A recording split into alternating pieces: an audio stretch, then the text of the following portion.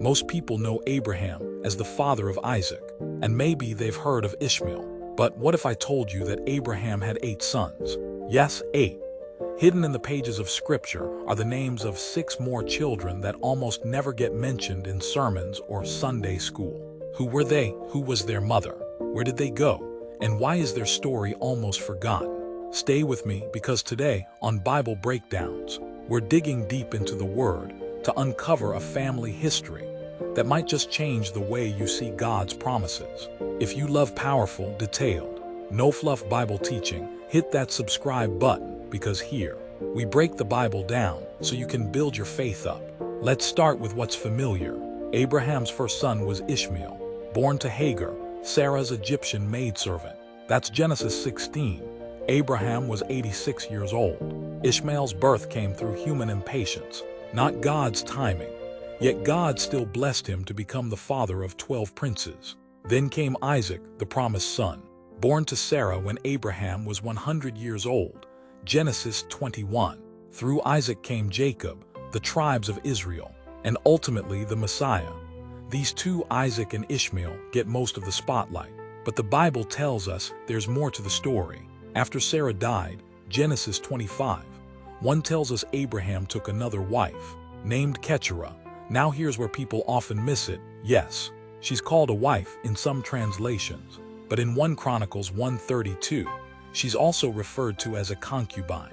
Which was she? The answer: she was a legitimate partner, but not the covenant wife like Sarah. Keturah bore Abraham 6 sons: 1 Zimran, 2 Jokshan, 3 Medan, 4 Midian, yes, the ancestor of the Midianites who later appear in Moses' story; 5 Ishbek, 6 Shua, believed to be the ancestor of Bildad the Shuhite in Job's account. These 6 were born later in Abraham's life, after Isaac was grown, and they were sent eastward with gifts, away from Isaac, so there would be no conflict over the covenant blessing.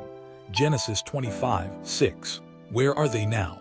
Scripture traces these sons into the regions of Arabia and beyond. Jokshan's line led to Sheba and Dedan, names you'll recognize in prophetic books. Midian's descendants become a nomadic people who sometimes opposed Israel, but also sheltered Moses when he fled Egypt.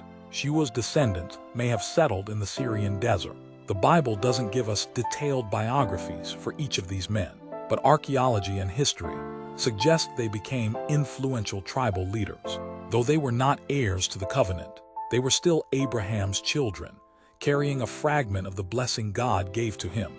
I will make you the father of many nations. And that wasn't just poetic, it was literal. While the Bible records no direct wars between Isaac and the sons of Keturah, there's a reason Abraham sent them east. Covenant inheritance was a serious matter in ancient times. By sending them away with wealth, Abraham ensured Isaac remained the uncontested heir of the promise. But history shows their descendants would, at times, clash with the children of Israel. Midian fought against Israel in the time of Gideon. Sheba and Dedan appear in prophetic warnings. The family tree was wide, and not every branch stayed friendly. So, Abraham wasn't just the father of 2 boys. He was the patriarch of 8 sons, each carrying a piece of his legacy. And here's the takeaway. When God makes a promise, He doesn't just bless you, He multiplies you.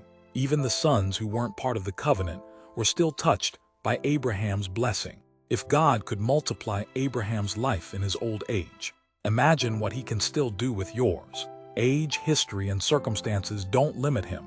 Your faith does. This has been Bible Breakdowns, where we dig deeper so your faith grows stronger. If you learned something new today, don't just scroll away, share this, subscribe, and join a community that refuses to settle for surface-level faith.